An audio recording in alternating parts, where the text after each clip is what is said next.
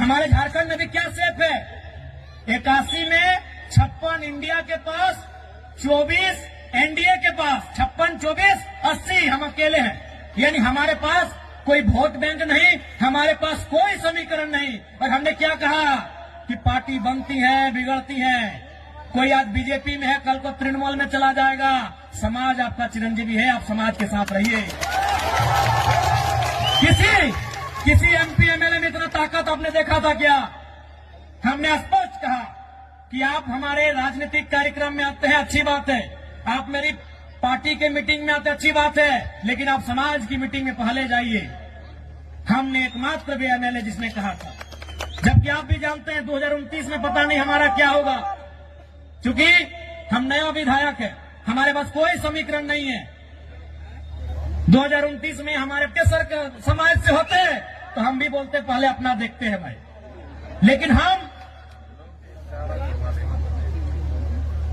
मैं यदि ममता बनर्जी घरे गिदर छुआ रहते न तो टुकु समझता हूँ कि इतने बड़ा लोग इतना बेस हमारे समाजटा है, मोर समाजटा। किंतु आज के मैं एक शोषित वंचित समाजेर बेटा सोई खातिर मैं कहलो कि विधायक सांसद बादे सामाजिक स्थितिटा पहले भालो रहेक चाहिए, सामाजिक स्टेटसटा भालो रहेक चाहिए, सामाजिक पहचानटा भालो रहेक चाहिए, ओकर आइडेंटिटीटा भालो रहेक चाहिए। तोहरानी बुझे बारिया आज तोहरानी करो जंगल मोहल्ले दो में हमरा सामाजिक नेता हाथ की ना कोई तक मुंह से बोली बाहर आइले, कोई तक कोनो कह पारला की एकटाও कही दे जितना कथा मैं कहला मीडिया कह, भाषण कह, जितना उदाहरण मैं दिलो, जितना मैं उदाहरण दिलो, हमको याद करके बताइएगा कि आपने कौवा को भी देखा है। आपने की बोले कौवा के बोलते पारी ना? क्या आपने कभी कौवा के गले में या पांव में बेड़ी देखा है? क्या उसे कभी पिंजरे में देखा है? क्या उसे कभी किसी रस्सी में या किसी भी प्रकार से बंधन में देखा है? नहीं देखा है। आपने क्यों कौवा के बंधन में देखे ना? क्यों नहीं देखा है? तो कौवा भले काला होता है, देखने में भले आपको बुरा लगे, देखने में बदसूरत लगे, लेकिन जो वो काव काव काव काव चिल्लाता है, काव काव जो करता है ना, उसकी मातृभाषा। और जो मातृभाषा बोलते हैं, मातृभाषा ही नहीं, हमारी मातृभाषा, हमारी परंपरा, हमारी संस्कृति, जो मातृभाषा बोलते हैं वो कभी गुलाम नहीं होते, उन्हें कभी कोई गुलाम नहीं बनाता। अपनी सुगा क्यों देखे थी?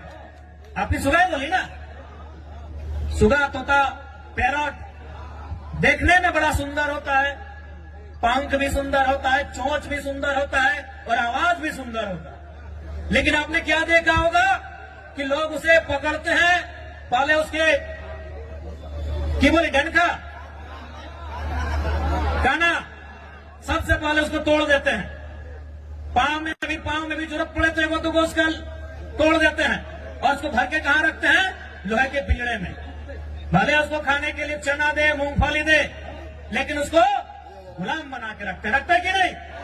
क्योंकि जो मिट्टू जिसे कोई तोता कहता है, कोई सुगा कहता है, कोई पैरट कहता है, भले वो दिखने में सुंदर है, हरा है, चोंच लाल है, खाता भी बढ़िया बढ़िया है, लेकिन वो भाषा का नकल करता है। टेम उसकी भाषा नहीं है, वो भाषा का नकल करता है, वो किसी और की भाषा को बोलने का प्रयास करता है, इसलिए लोग उसे गुलाम बना के रखते हैं। इसलिए एक बात तय कीजिए कि आपको आजाद रहना है या गुलाम रहना है।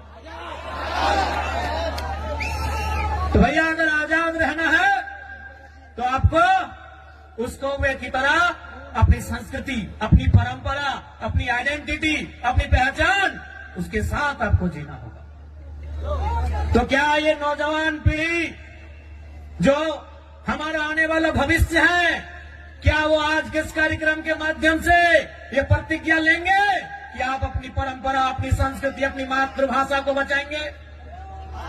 क्या आप प्रतिज्ञा लेंगे? क्या आप अपने सामाजिक कार्यक्रमों को, अपने सामाजिक आंदोलन को आगे बढ़ाएंगे? क्या प्रतिज्ञा लेते हैं? आज आपको ये प्रण लेना होगा, क्योंकि 21वीं सदी में हम जी रहे हैं। आज बहुत जल्दी हम लोग दिशा से हट जाते हैं, अपने रास्ते से भटक जाते हैं। इसलिए आज नौजवान पीढ़ी को विशेषकर आपको ये प्रण लेने की आवश्यकता है कि आज हमारी पहचान क्या है, हमारी परंपरा क्या है। उस पहचान को, उस परंपरा को, उस भाषा, उस संस्कृति की विरासत को, उसे सुरक्षित रखना है। आज हमें ये प्रण लेना होगा। ठीक है दादा, टुकु बोसुन, नमस्कार नमस्कार। তুমি নিয়েছি নাই, আমি বুঝতে পারি তুমি বসুন। आज ये प्रण लेने की आवश्यकता है, और विशेषकर जंगल महल के नौजवानों, मेरे भाइयों, मेरी बहनों, मेरे अभिभावकों, मुझे अफसोस होता है, मुझे दुख होता है आपको यहां देखकर। दुख हमें झारखंड के लोगों को भी देखकर होता है, लेकिन आपके लिए दुख थोड़ा ज्यादा इसलिए होता है कि जैसा भी सही, जमशेदपुर वालों को झारखंड मिला, सरायकेला वालों को झारखंड मिला, धनबाद वालों को झारखंड मिला, बोकारो वालों को झारखंड मिला, हजारीबाग गिरिडीह को झारखंड मिला, रामगढ़ को झारखंड मिला, रांची को झारखंड मिला, लेकिन झारखंड बनने का हकदार और झारखंड में शामिल होने का हकदार पुरुलिया, झारग्राम, बांकुड़ा के लोग भी रखते थे। आज बिल्कुल इस बात का अफसोस आपकी आंखों में भी झलक रहा है और हमें भी झलकता है। जो आंदोलन कोयलांचल में था, जो आंदोलन लोहांचल में था, कोयलांचल यानी हमारा जो कोलियरी कोयला का क्षेत्र है, धनबाद, बोकारो, गिरिडीह, हजारीबाग का हिस्सा, और लोहांचल यानी जमशेदपुर का क्षेत्र, वही आंदोलन आपके जंगल महल में भी था।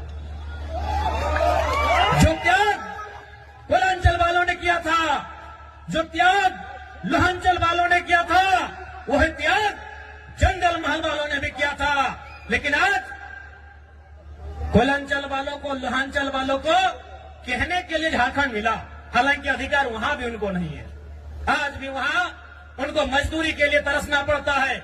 उनकी जमीनों में कोयला, उनकी जमीनों में अभ्रक, उनकी जमीनों में लोहा, उनकी जमीनों में लगभग 80 प्रकार के मिनरल्स पाए गए हैं, लेकिन आज उन्हें नौकरी के लिए तरसना पड़ता है। लेकिन हाँ, उनके पास कहने के लिए है, हमारे काछे ए शब्द आछे कि हमरा झारखंड, हमरा पवाली झारखंड, लेकिन आपके पास वह भी कहने को नहीं है कि हमारे पूर्वजों ने, हमारे बाप दादा ने जो आंदोलन किया था, जो संघर्ष किया था, उसके बदले आप उस झारखंड का हिस्सा नहीं बन पाए।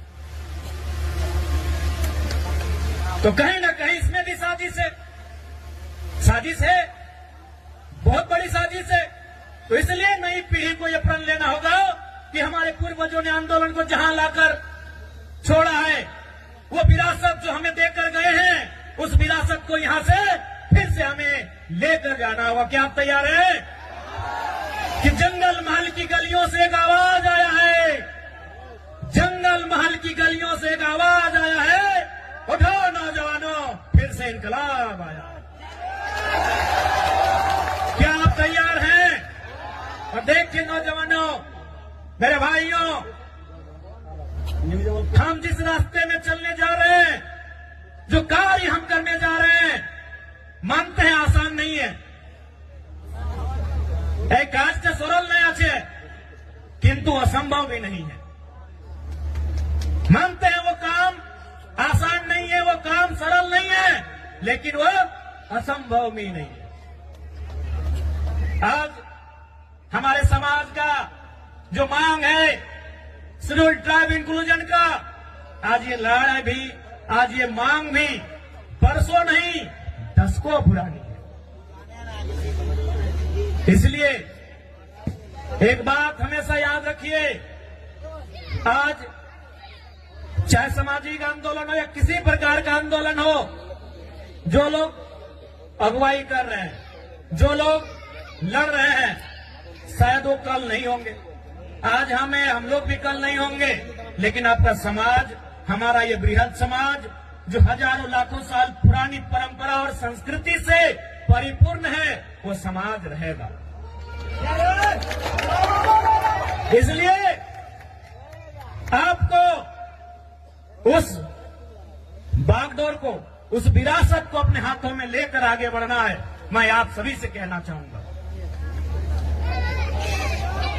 आज जब भी आप किसी आंदोलन के लिए जाते हैं, जब आप संघर्ष का रास्ता चुनते हैं, आपको त्याग करना पड़ता है। बिना त्याग का आपको मंजिल नहीं मिलेगा। आज आपको त्याग करना होगा। आप कहेंगे कि हमें भोग का रास्ता भी चुनना है, हमें ऐशो आराम का भी रास्ता चुनना है और हमें मंजिल की ओर भी जाना है, हमें अपने सपनों को भी साकार करना है, तो संभव नहीं, आपको त्याग करना होगा। आज का समय त्याग का है और जो नौजवान त्यागी बनकर इस रास्ते में आएंगे तभी हमारा समाज उत्थान की ओर जाएगा। इसलिए इस पीढ़ी को तो त्यागी बनना होगा। हमारे जिले में एक वीर क्रांति दूत हुआ करते थे, शहीद शक्तिनाथ महतो। वो अक्सर कहा करते थे कि एक पीढ़ी को जेल जाना होगा, दूसरी पीढ़ी को गोली खानी होगी, तभी तीसरी पीढ़ी राज करेगी। हमारी एक पीढ़ी जिसमें शहीद शक्तिनाथ महतो स्वयं, जिन्होंने ये नारा दिया था कि एक पीढ़ी को गोली खाना होगा, और शहीद शक्तिनाथ महतो ने खुद गोली खाई। उनके साथ निर्मल दादा ने गोली खाया। ऐसे अनगिनत, गिनती हम नहीं कर पाएंगे, इतने लोगों ने गोली खाया। अब का जो समय है कि एक पीढ़ी गोली खाएगी, दूसरी पीढ़ी जेल जाएगी, ये शायद जेल की स्थिति वाला समय है। और आपने देखा पुरुलिया के जिले में, घाटशिला में हमारे 51 लोगों को जेल जाना भी पड़ा। लेकिन उन विषयों से, उन घटनाक्रम से आपको कतराना नहीं है, क्योंकि आपकी लड़ाई आपकी व्यक्तिगत नहीं है। आपकी लड़ाई केवल आपके लिए नहीं है, आपकी लड़ाई केवल आपके घर आंगन तक सीमित नहीं है। आपकी लड़ाई कई हजारों साल पहले जो सपना हमारे पूर्वजों ने देखा था, उस सपने को साकार करने की लड़ाई है। इसलिए आज आपको त्यागी बनना होगा। इसलिए आज आपको त्यागी बनना होगा। और एक बात याद रखिएगा, जो संघर्ष को चुनते हैं वही सफलता के करीब जाते हैं। आज का समय संघर्षों का समय है मेरे भाइयों। जो भी पर्व हम लोग मनाते हैं उसका एक संदेश होता है। हमारे जो तो पर्व आछे, जो तो त्योहार आछे, ওদের ভিতর একটা মেসেজ আছে, সন্দেশ আছে কি আর মানে কি, এই কাজটা আমাদের পূর্বজ কি জন্য করেছে, এই কাজটা কেনে, এই বরদ খুঁটা কেনে, এই কাড়া খুঁটা কেনে, এই টুসু কেনে, এই করম কেনে, জিতিয়া পরব কেনে, এই কোনো না কোনো ওদের ভিতরে একটা মেসেজ আছে। তো বরদ খুঁটার মানে কি সবাই জানি कि हमरा चासा लोग माने की न, सावन महीना का जो समय होता है हम वो खेती बाड़ी करते हैं, धान लगाते हैं, हार जोतते हैं। इधर भी वही टाइम होता है ना। अब मार्च में नहीं ना करते हैं, न दो चारों खेत देखे थे मार्च तरफ। यानी हम सावन महीना, जिसे हम लोग अंग्रेजी के कैलेंडर में जुलाई अगस्त के आसपास कहेंगे, यानी उस समय हम क्या करते हैं, हल चलाते हैं और खेत में धान लगाते हैं, और मूल हमारा संबंध धान से। उसके बाद का जो समय होता है सितंबर आधा, अक्टूबर पूरा और थोड़ा सा नवंबर, यानी 1.5-2 महीना क्या होता है कि हमारा जो बरद है, काड़ा है, उसको रिलैक्स हो जाता है। तो भाई रिलैक्स हो जाता है तो उसको हम लोग क्या करते हैं, इस त्योहार में उसको पहले तेल लगाते हैं। हमरा की गौरी वाके तेल मखाए कहे ना, तेल किसको मखाया जाता है, लगाया जाता है, जो थका हारा होता है। आज के यदि हमारे घरे यदि बाड़ी कोनो पहुना आसे, कोनो कुटुम आसे, तो हम उनको क्या करते हैं कि बैठिए थोड़ा तेल लगा देते हैं, भाई बहुत दूर थक के आए हैं। तो तेल किसको लगाया जाता है, जो थका होता है। तो हमारा जो बरद है, काड़ा है, ये सावन महीना में इसको जोतते जोतते नारते नारते ये थोड़ा थका है। अब इसको तेल लगा के बोल रहे भाई थोड़ा सा तुम अब तंदुरुस्त हो जाओ, तुम थोड़ा सा फिट फाट हो जाता है ना। फिर अब आ रहा है कार्तिक और अगन का महीना कि धान काटना है और फिर तुमको गाड़ा गाड़ी में लोड करके घर पहुंचाना है। अब धान काटने के बाद फिर बरद गाड़ी में लोड करके घर भी पहुंचाना है और माड़ा भी रहना है। धान खिजाना भी है, तो इसीलिए इसको तेल लगाते हैं कि तुम अब या तुमको फिर से तैयार हो जाओ। यही हमें एटाई ना जिज्ञासा करছি कि भाई কোনো না কোনো আমাদের তৈহার আমাদের পরব মেসেজ আছে, তো মেসেজ